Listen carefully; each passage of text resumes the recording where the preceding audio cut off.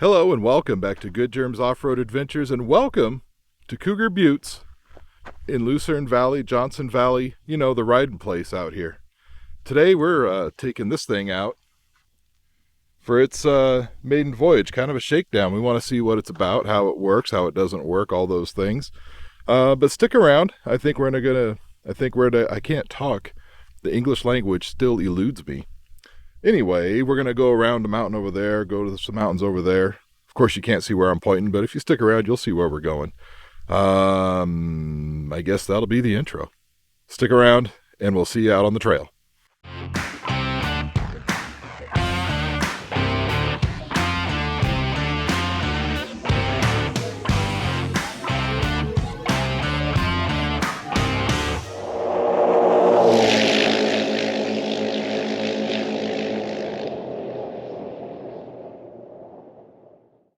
Pardon me while I figure out how to get in the car here.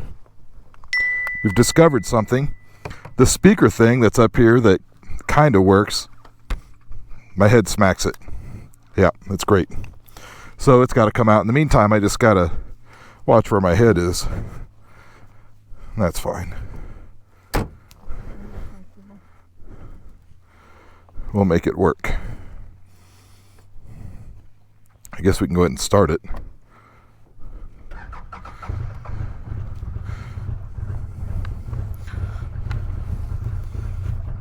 There we go. Goggles. Lovely. Let's put some gloves on. That'll be nice. So this will be the first time we're taking this thing out. You know, the farthest I've ridden it is once around the block to make sure it did driving things. And then the second time was, or all the other times, are just backing it in and out of the shop there to make room. So this will be the first time actually driving this thing. And I guess I'll talk you through it as we're driving. Sure. Here we go.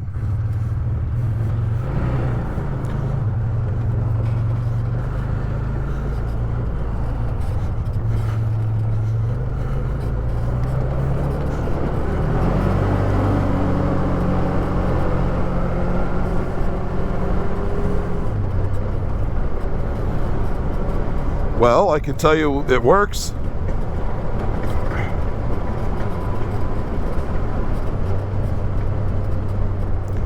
Other than my head smacking into it, so far it's pretty comfy.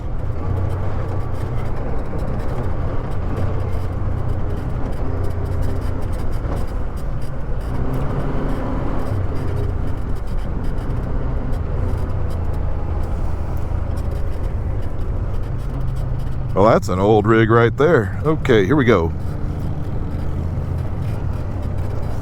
It's burning oil. I can smell that thing pretty good.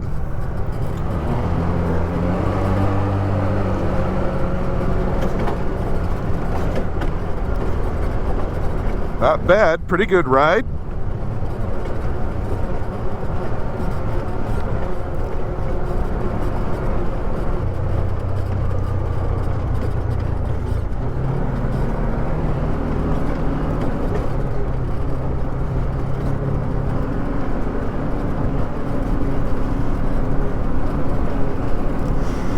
So I know I talked about this thing a little bit in one of the Nothing vlogs, the most recent one, a little bit.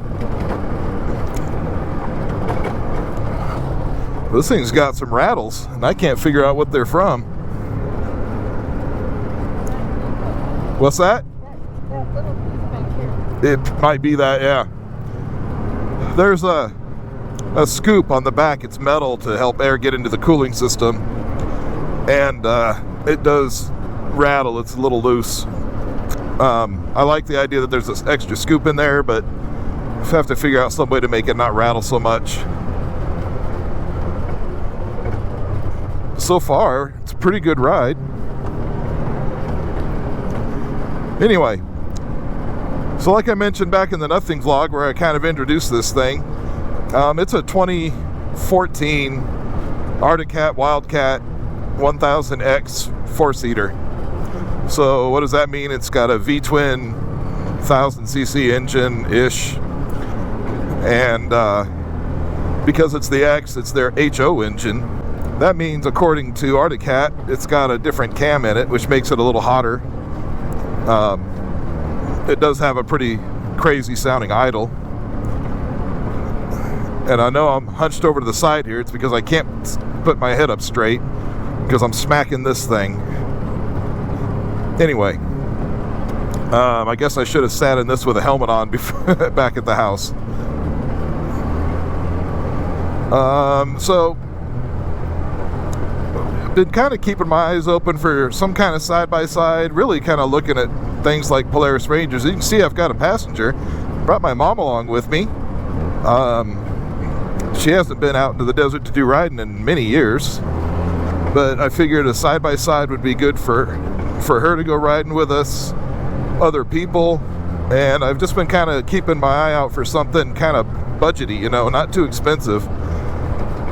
And for the price I paid for this, now keep in mind this only has about 510 or so miles and about 120 hours. It's actually mechanically not been used a whole lot. But for the price I paid for this, the best I could find, I was looking at Polaris Rangers, and they would have 3,000, 4,000, 5,000 miles on them, and they'd be from like 2009, ripped up seats,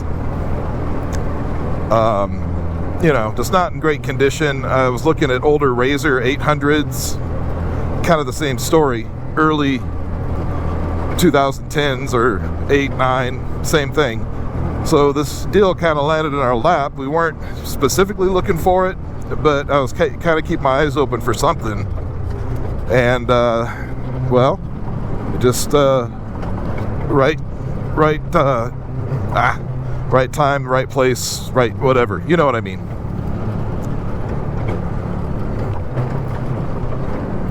The ride would be better if I could sit back properly.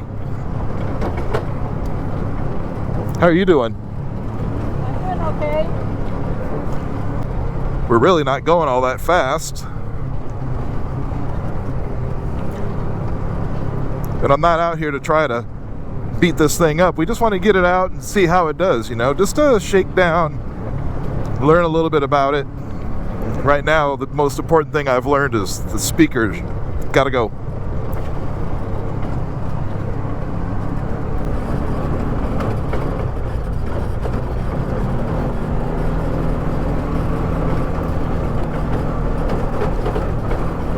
I feel like the tires are bouncing quite a bit.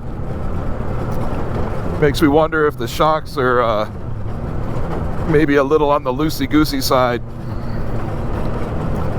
And that could be what it is. They could just be bouncing because maybe the compression is just turned all the way down or something.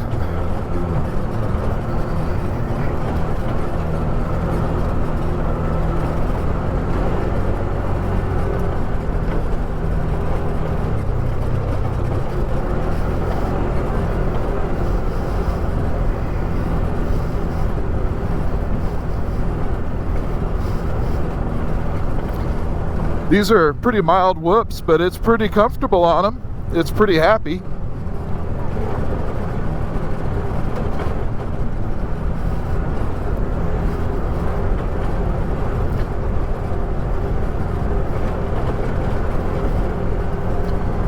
Yeah, not bad. Just keep hitting my head. That's okay. So I have had to do a few things to the rig.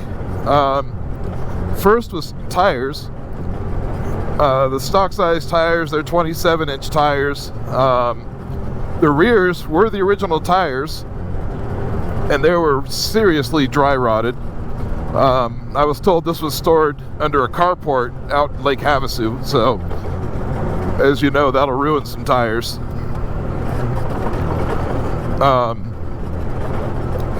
And then the fronts had been changed, but somebody had put 29-inch front tires on it.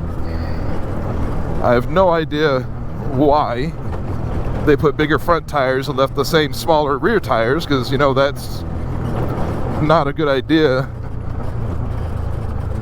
These things are, you know, four-wheel drive when you want them to be, and that'll explode a front diff if you're not careful.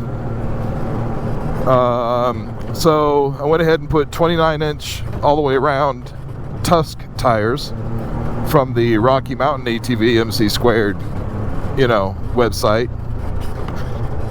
And they look pretty good, and so far they seem like they're doing pretty good. I may have them set a little hard right now because I can feel every little rock.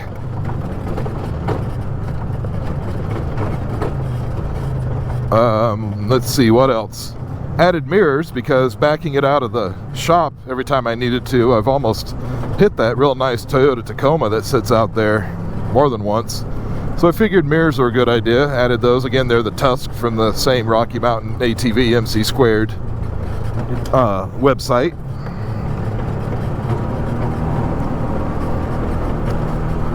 Added these, handles here. You can see them in the back as well. Gives you something to hang on to, I also added from, I think it is factory UTV or fueled UTV, I'm not real sure, a bar in the back behind the back seats to add harnesses, and then I added all new harnesses. These are the 4-point harnesses. They're from Aces Racing. Look, they're like $80 for a pair, and we're not really racing. We just go out riding, and this thing's not going to get ridden all that hard. It's not really going to get ridden any harder than what we're riding it now. So I figure these are perfectly good. What else? Made the light bar work. It didn't work when we got it. Made it work. Glove box lid was missing. Replaced that. And then both front doors. Oh, silt bed. Anyway, both front doors, the Arctic Cat's done a update to them. So this year they had the seatbelt style latch. You shut the door, it's like a seatbelt latch. So they updated the front doors to be a better design for the latch. So I've replaced both front doors, so they had that, because the right one wouldn't even stay shut. But after I did the right one, I figured I might as well make the left one, the driver's side, match.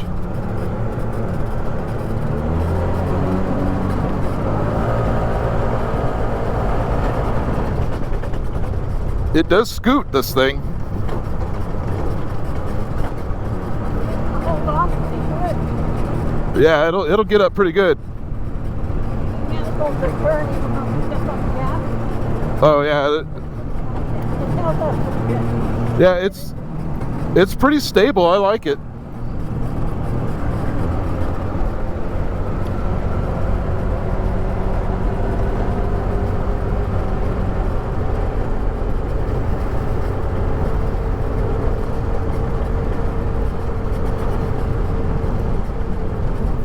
See, is there anything else we've added to it or done to it? I can't think of anything else. I think that's it. I don't know what we're going to do with it. I don't know if we're going to keep it.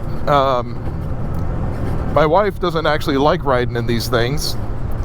Granted, she's only done it once. We were on vacation one time on Maui, and we did the Maui off-road adventures, where you go out with a group, like 8 Can-Am, but they're really old, beat, worn out. Really great adventure, but she's not a big fan of just sitting over there. But this isn't for me and her. This is for pretty much everybody else to ride. So, we have our sportsmans. We've got Darth and Dusty. Those are our favorites. And, I'm building Billy Badass. That thing will be pretty neat, I think.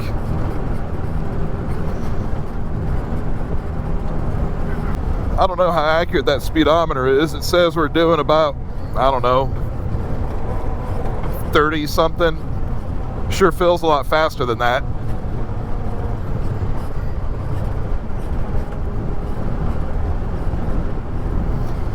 There is a drawback to these Wildcats, and that is these seats are not adjustable, so no matter how short or tall you are, this is where you're sitting. You're not going to move it. And I'm 6'4", you all know by now, and well, my right leg is fine. My left leg, I've got it up on the footrest, and my knee's in the door. But I could probably put it down a little further. That's okay. And it would be a lot better if my head wasn't going to hit this all the time.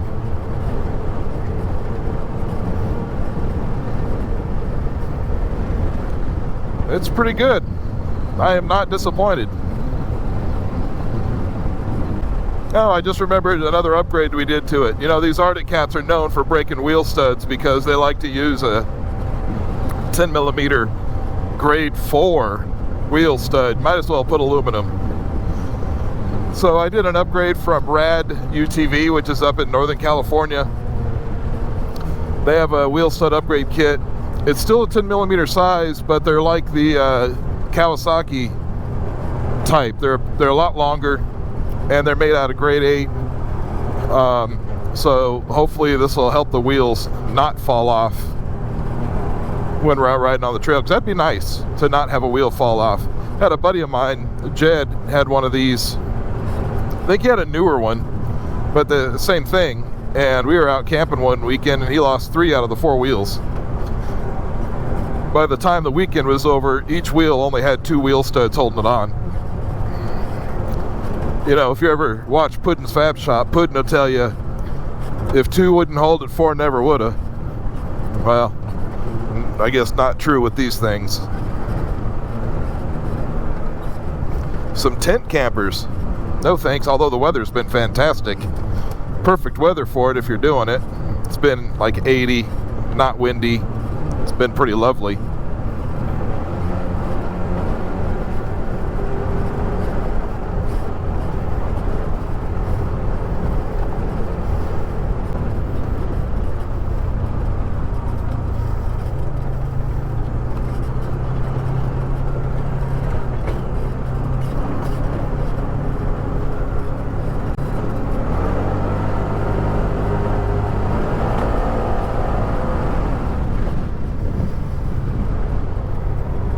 It's got some pep. That motor back there, it's got some juice. It's a bit saucy. I like it. Well, let's stop and see what Ma thinks about it real quick. A little forward, like fun. Yeah, no, I was going to ask you what you think. I think it's nice. You think it's nice? You like it?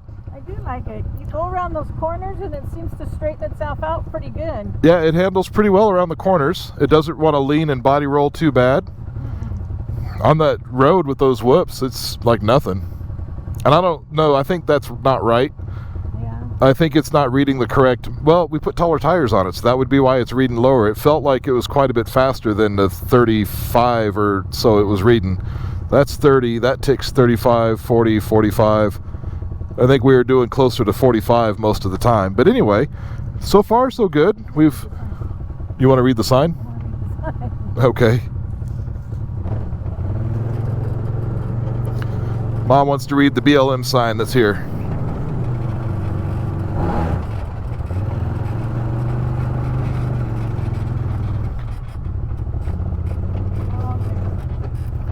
It's just your typical information sign.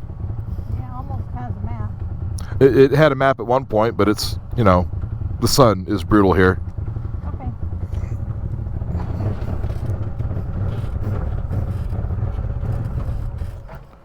Oh, we died. How'd that happen? Well,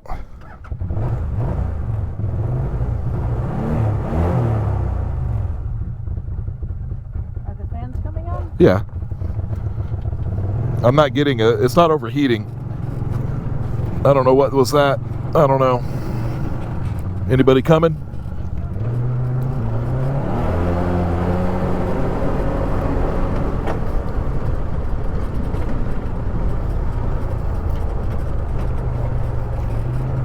Probably do some good to run some injector cleaner through this thing.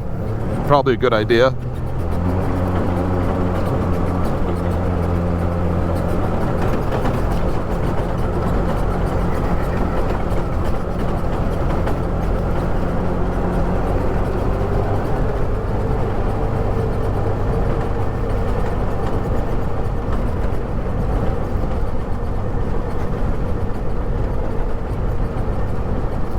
This road is very bumpy.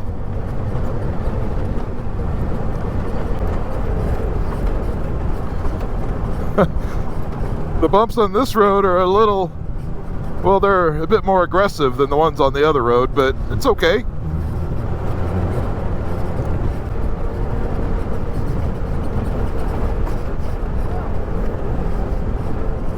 That looked like it was going to be scary, huh? That looked like it was going to be scary, huh?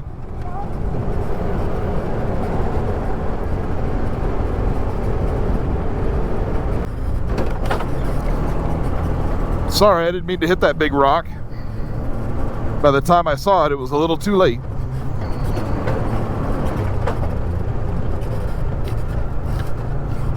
Yep. By the time this ride's over, my helmet's going to have all kinds of good marks on it up there. Yep.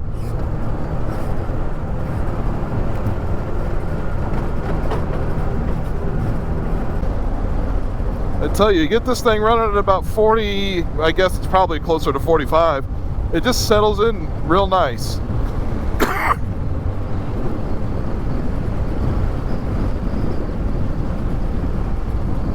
We're coming up on Erickson Lake Bed. Let's open her up, see what she'll do.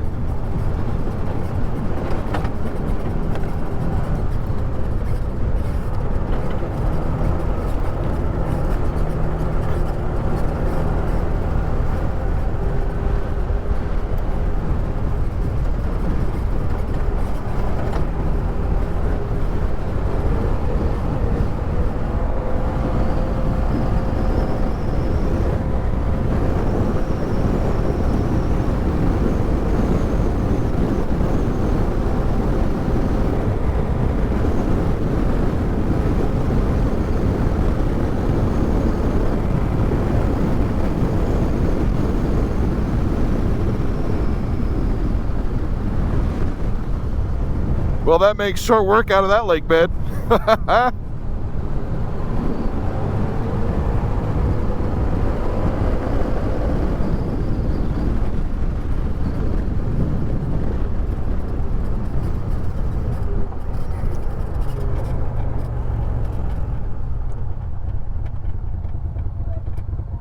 What'd you think of that? That was cool. It made short work of that lake bed. We were just across it instantly. I know. That was pretty good. Okay.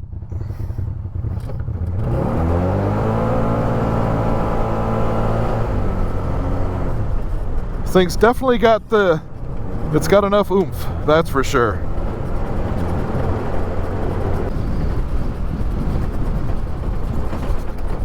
Anaconda, turn left.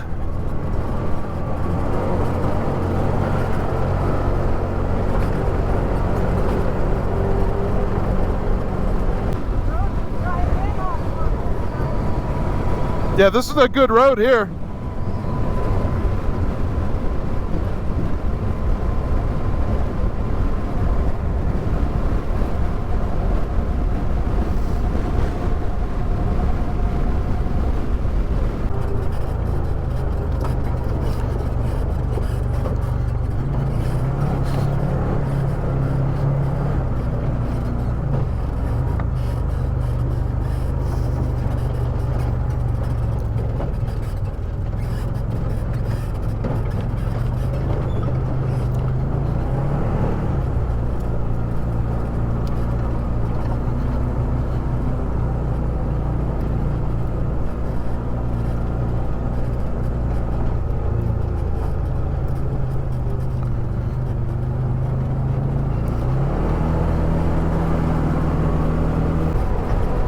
Kept looking to the side, and there's a Joshua tree over there that looked like a couple of people out in the desert, and I was worried people needed help. They're just Joshua trees, and Joshua trees, well, you know, they're good people too, but they don't need help.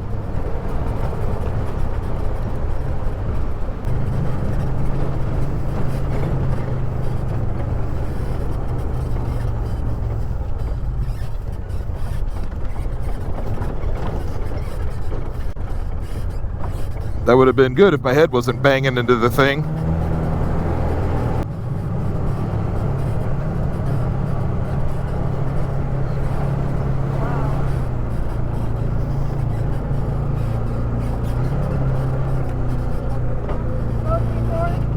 Yeah. And I think what I'm going to do now, What? let's test low range and four-wheel drive. Okay. Well, that's definitely low range.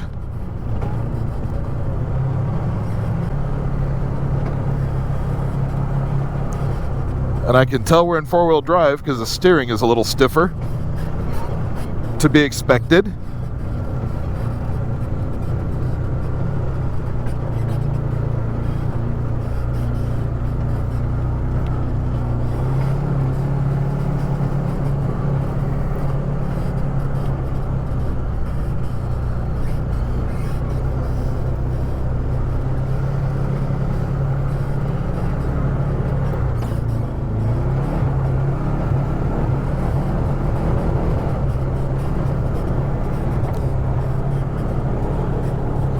Well, we've got an error code showing on the dashboard. Got a what? An E for an error code.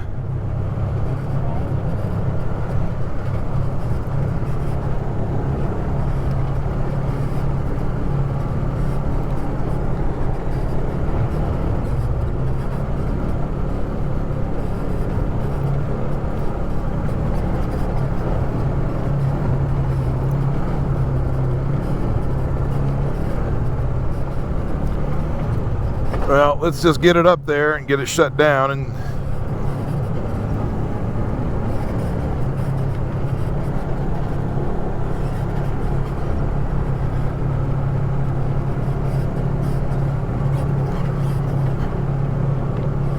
we're kind of a little bit in limp mode.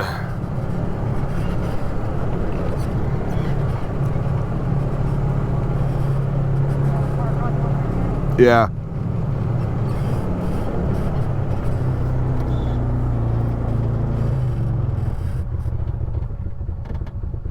Yep.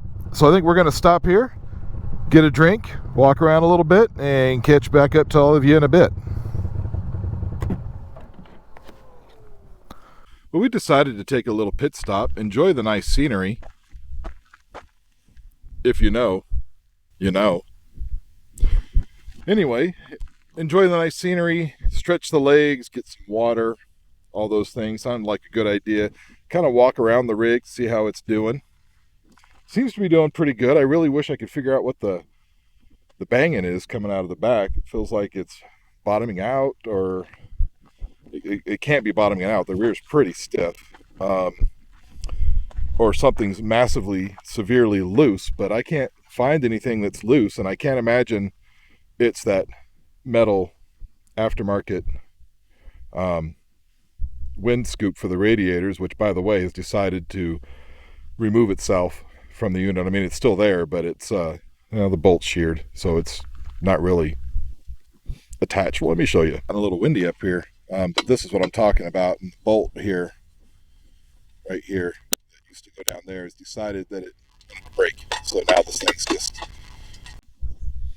just going to leave it alone for now, I suppose. Also notice the rear gear case is venting. Noticed when we got out and walked around, we could smell. We could smell gear fluid, gear oil, and it looks like it's venting. I'll show you. So you can see down here, it's definitely wet.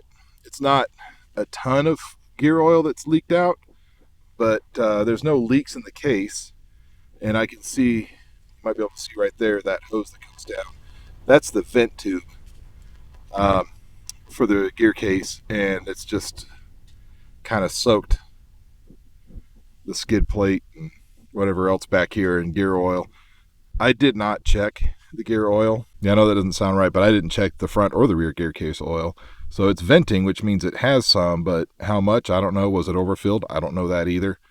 Obviously, I'm not going to do anything about it out here. We're probably about 5 miles from the truck and trailer here. We'll check it out when we're back at the shop and see what's going on. The other thing is, coming up to the rock up here, I may have mentioned it, we got an error code on the dash. I put it in low and four-wheel drive, and I noticed that it was not letting me, rev it up all the way. It was limiting me to like 4,000 RPM, like basically put me in limp mode. I I don't know what that's all about. It looks like it went away when I came up here and parked it. So I don't know if that's related to the gear case. I have no idea. So it doesn't tell you what's wrong, it just puts an E.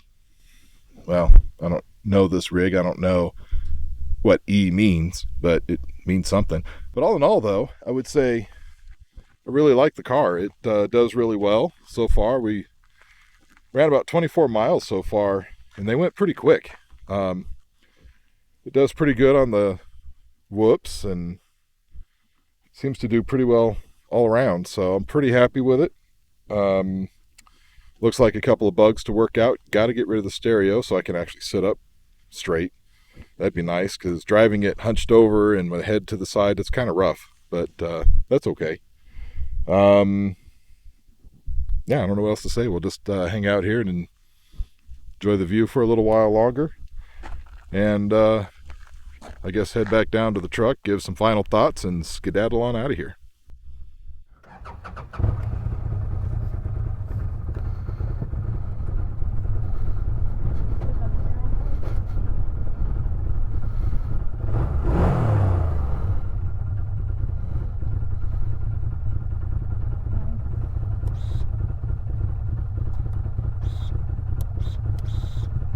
Okay.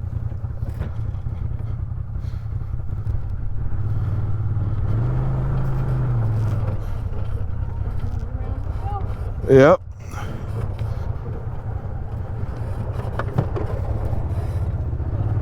Is that your water bottle? Yeah. It's all good. That's a good metal fork.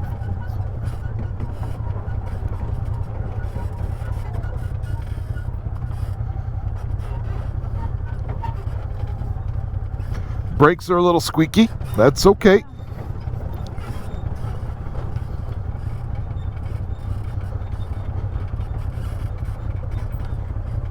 At least they work.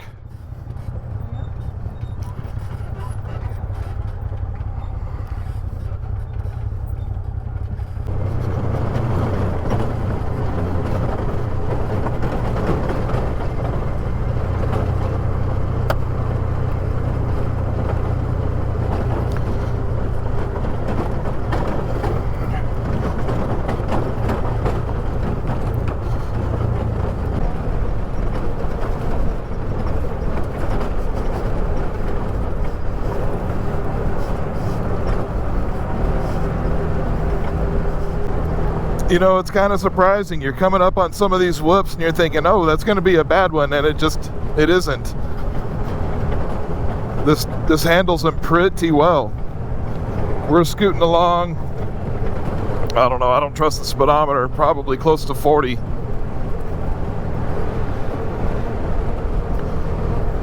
And it's handling pretty good.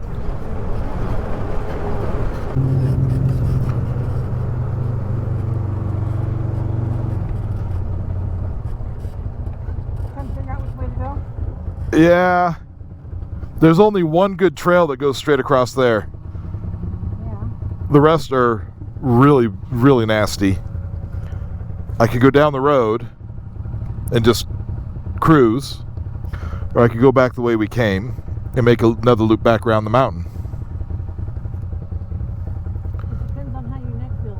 Yeah, my back and my neck are a little...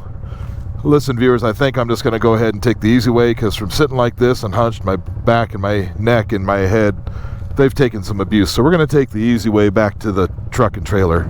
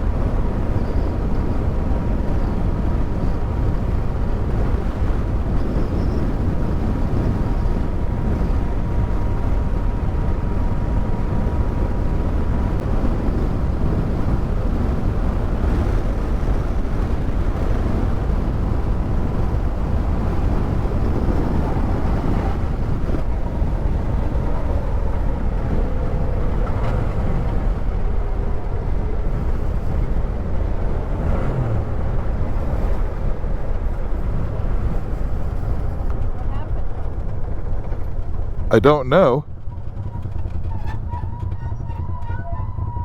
We have a problem. Belt float, something like that. We've lost drive. I think the belt went. Slap. Yeah, we may have lost the belt, which is bad because Now we got to push it all the way back. we are stuck on the side of the road. Better it happened with us than when kids were here. Yeah, for sure. That's why we do a shakedown. Okay, wow, the hair looks fantastic. So you might have noticed I'm in the truck, and well, there's nothing behind me. We met some very nice people.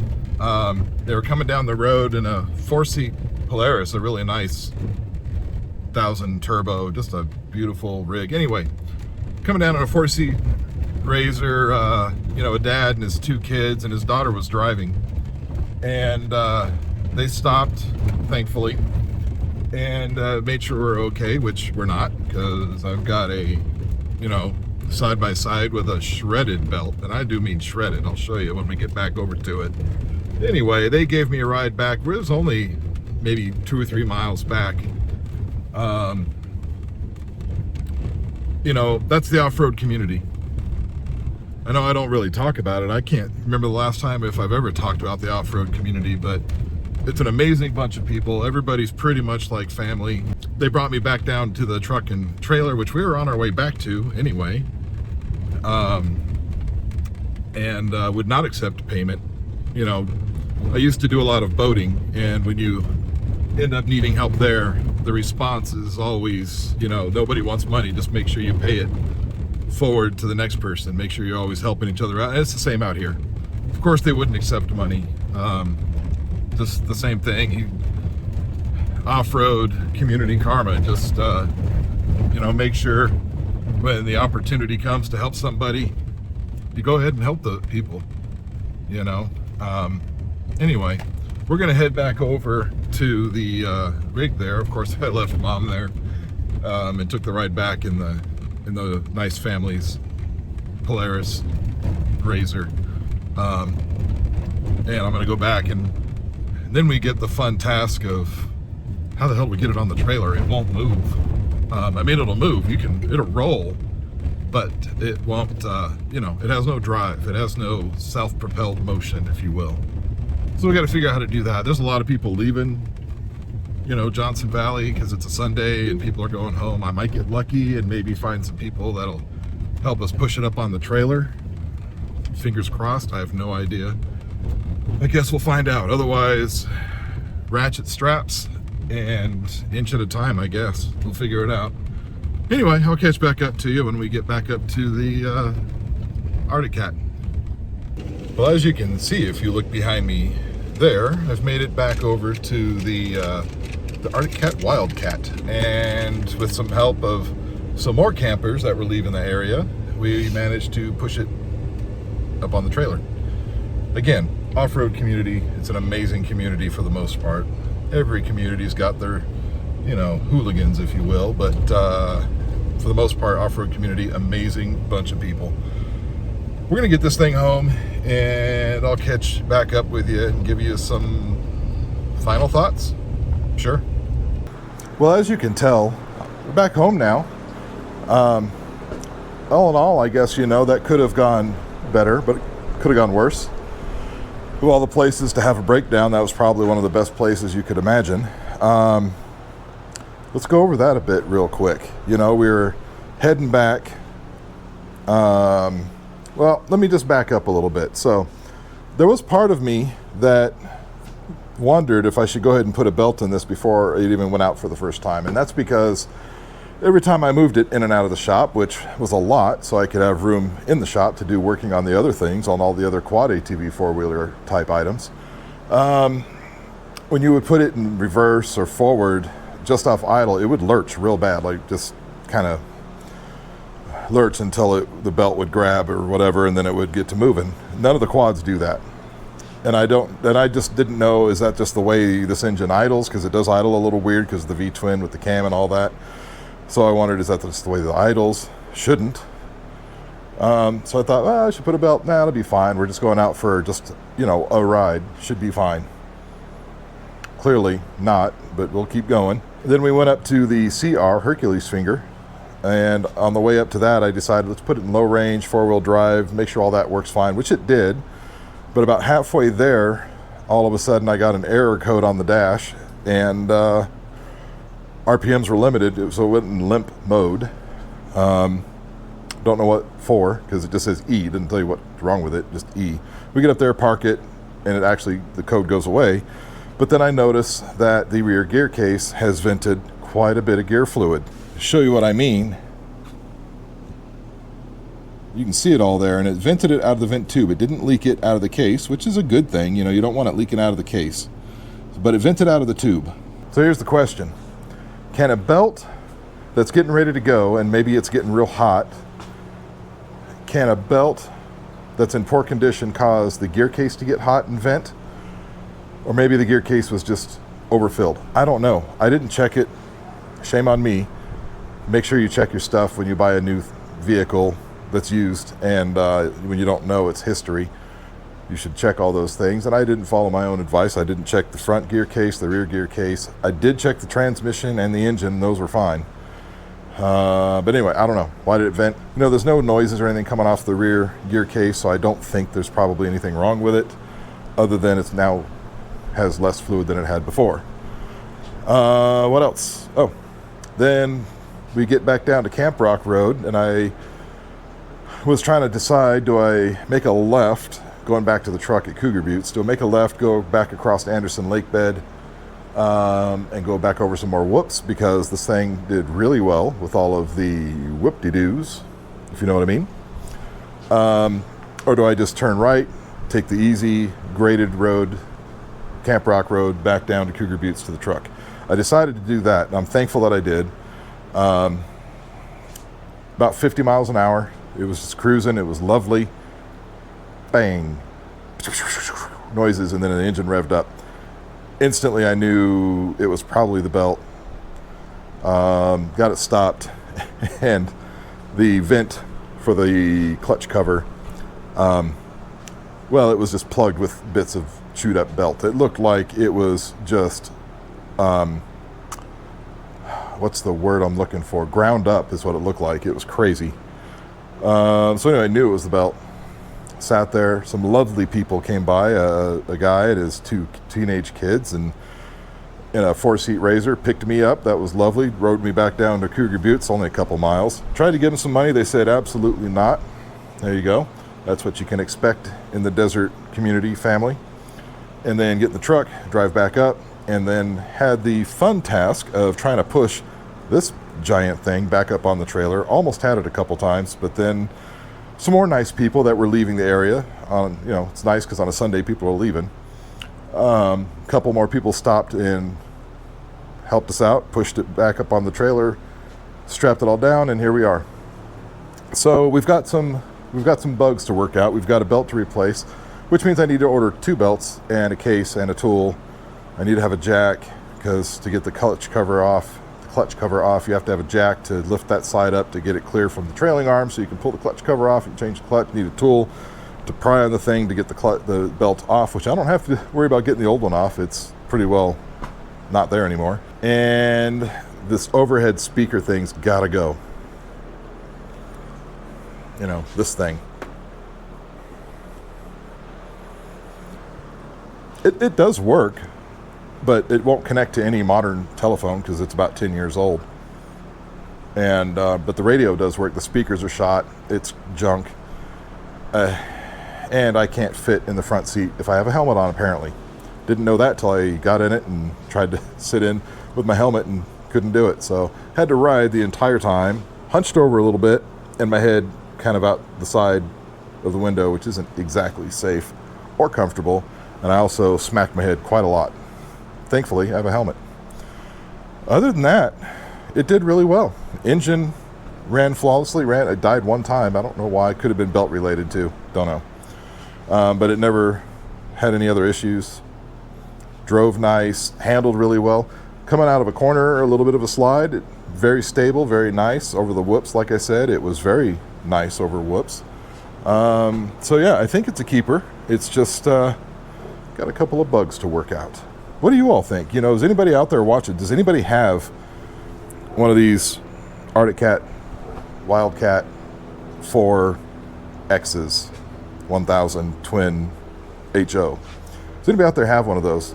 What kind of experience have you had? What troubles have you had? I mean, obviously I've taken care of the lug nut or the wheel stud issue.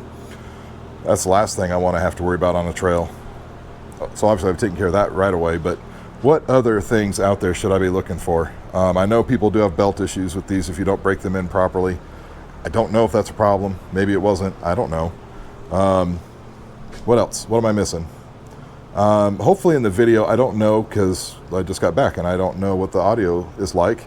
I'm hoping you can hear some of that banging that was going on in the back because it's unsettling and it was excessive and I did not care for it. So does that happen to any of you out there? I don't know. Let me know. I'm very curious because I think I want to keep this thing, but I want to know what I'm getting into if I do decide to keep it as opposed to getting rid of it. I think it'll suit us perfectly for what we bought it for. Oh, I almost forgot this thing kind of broke or came off. I don't know. It did something. This scoop thing. I don't know what's going on with it, but it decided it didn't want to really do a thing anymore. Anyway, look, I think that's going to do it for today. Thanks for coming out with us and going on a little bit of a ride. First time I think we've had Mom on camera sitting over there. She had a good time. Never scared her, which is a good thing. I wasn't trying to scare her. Never got out of control or anything. It was just a nice, fun day until it wasn't. But even then, it wasn't bad. But that's going to do it. Again, thank you all for hanging out with me today. I really appreciate it. If you wouldn't mind, please go ahead and do the subscribe if you have not already. That would be fantastic. But I appreciate everybody that has subscribed, everybody that's watched the video, everybody that's made comments, even the ugly comments. You know, they're still comments, right? I appreciate all of you. But I think that's it. In the meantime, you ride safe. We'll see you later. Bye-bye now. Well, she did get dirty. That's okay.